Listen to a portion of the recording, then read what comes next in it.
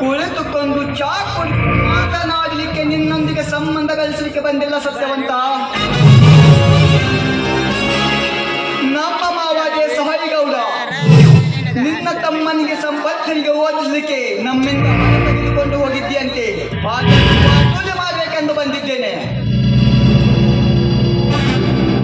ನೋಡು ಪಾಟೀಲ್ ಅವರೇ, ಇನ್ನು ಕೆಲವೇ ಗಂಟೆ ಕಾಲಾವಕಾಶವನ್ನು ಕೊಡಿ. ಹೇಗಾದರೂ ಮಾಡಿ ನಿಮ್ಮ ಹಣವನ್ನು ಮುಟ್ಟಿಸ್ತೇನೆ. ತಮ್ಮ ಸತ್ಯವಂತ, ನಮ್ಮ ದನಿಯಾರ ಹಣ ಕೊಡ್ತೀವ, ನಿನ್ನ ಊರು ಮಂದಿನ ಒಂದು 2 ಎಕರೆ ಹೊಲ ಬರೆದು ಕೊಡ್ತೀವ.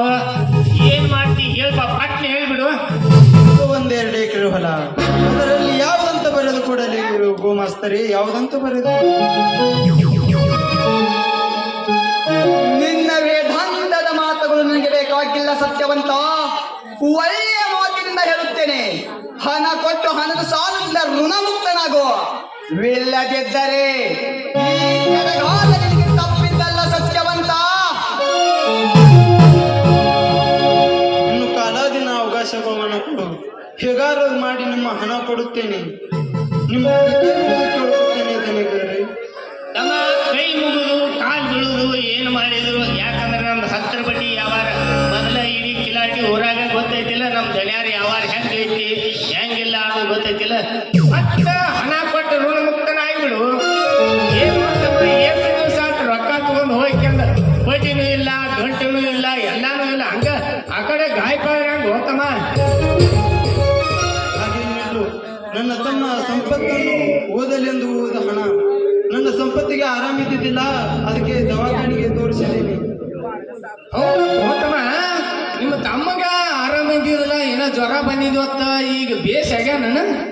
ನಿಮ್ಮ ದೇಹದ ಚಲೋ ಆಗ್ಯಾನೆ ಗೋಮಾಸ್ತರಿ. ಏನೋ ಹೇಳಕ್ ಬರಲ್ಪ, ನಿನ್ನ ತಮ್ಮ ಪ್ಯಾಟೆಗಿರವ.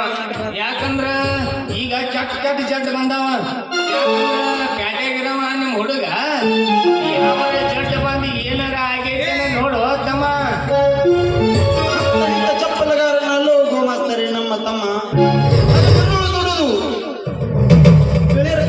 ರಕ್ತ ಕಡಿಮೆ ಆಗಿತ್ತು ಅಷ್ಟೇ ಗೋಮಾಸ್ತರಿ. ಕೆಂಪು ರಕ್ತ ಕಡಿಮೆ ಆದ್ರೆ ಹಾಕ್ಲಾಕ್ ಬರ್ತೈತಿ. ಬಿಳಿ ರಕ್ತ ಕಡಿಮೆ ಆದ್ರೆ ಇಲ್ಲಿಗೆ ತಂದು ಹಾಕ್ತೀವಿ ಹೋತಮ್ಮ.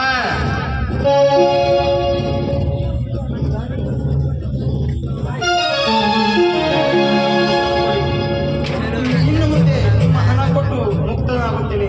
ನಿಮ್ಮ ಕಾಲು ಬಿದ್ದು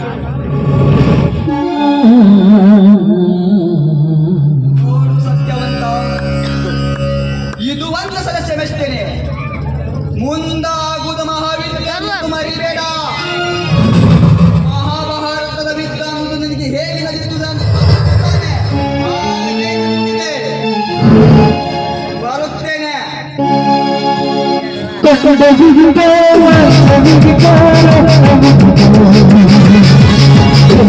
Thank you.